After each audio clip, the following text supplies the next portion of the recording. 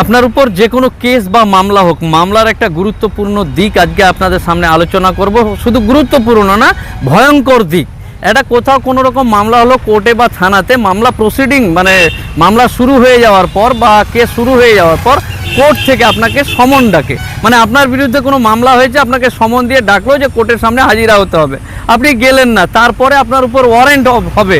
Warrant সম্পর্কে আপনাদের সবার ধারণা আছে যে ওয়ারেন্ট হলে মানে বেল নিতে হবে বা জামিন নিতে হবে বা কোর্টে গিয়ে করতে হবে। মানে ওয়ারেন্ট এমন একটা জিনিস যেটাতে কোর্ট আপনাকে ডাকছে সেটা প্রমাণ করার জন্য আপনাকে পুলিশ ধরে আপনাকে কোমরে দড়ি দিয়ে নিয়ে যেতে পারে, অথবা আপনি নিজেই গিয়ে আপনার নামে ওয়ারেন্ট হয়েছে জানলে বেল বা জামিন হতে পারেন। কিন্তু সব থেকে গুরুত্বপূর্ণ এবং মারাত্মক দিক যেটা হচ্ছে যে আপনার অজ্ঞতার কারণে হোক বা আপনার অসচেতনতার কারণে হোক আপনার উপর মামলা হয়েছে, অথচ আপনি সমন বা ওয়ারেন্টে যাননি। তারপর যে ভয়ঙ্কর রূপ সেটা হচ্ছে প্রোক্লেমেশন অথবা ফেরার ঘোষণা করে দেওয়া। মানে আপনি যে কোর্টে আসছেন না, কোর্ট মনে করছে বা আদালত মনে করছে যে আপনি কোর্টকে অবজ্ঞা করছেন এবং আপনি হয়তো সেই জায়গায়, যে জায়গা আপনার লোকেশনে বাড়ি বা সমস্ত জায়গা থেকে আপনি ফেরার হয়ে গেছেন বা আপনি পালিয়ে গেছেন বা কোর্টে আসতে চাচ্ছেন না, এটা যদি মনে করে নেয় কোর্ট আপনার উপর প্রোক্লেমেশন জারি করে দিবে।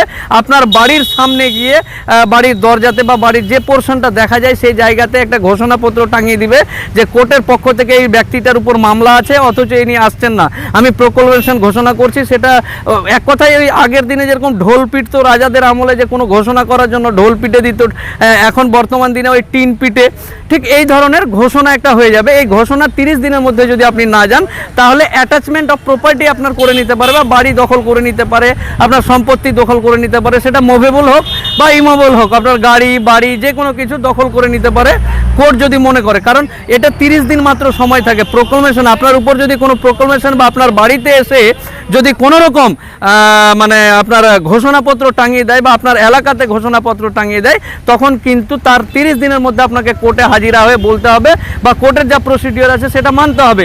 এতেও যদি আপনি না আসেন তারপর কিন্তু 30 দিনের পর কিন্তু কোর্ট যদি মনে করে, আদালত যদি মনে করে, তাহলে কিন্তু আপনার বাড়ি বা সম্পত্তি সেটা স্থবর হোক বা গতিশীল হোক, মানে মুভেবল ওভেবল যাই হোক না কেন, সমস্ত প্রপার্টি আপনার গ্রহণ করে নিতে পারে। এরও অনেক রকম দিক আছে। ধরুন আমার নামে মামলা আছে, আমি আমার বাবার প্রপার্টিতে থাকি, তাহলে আমার বাবা সেই প্রপার্টির জন্য ক্লেম করতে পারে। এটা অনেক লম্বা প্রসেস এবং 60 দিনের মধ্যে এই সম্পত্তি দখল করা ক্লেম করতে পারে। আমার বাবা কোর্টে গিয়ে বলতে পারে যে এটা তো মোফাক্কেরুল ইসলামের জায়গা বা সম্পত্তি নয়, আপনি নিয়ে নিয়েছেন, তাহলে এটা ক্লেমও করা যায়।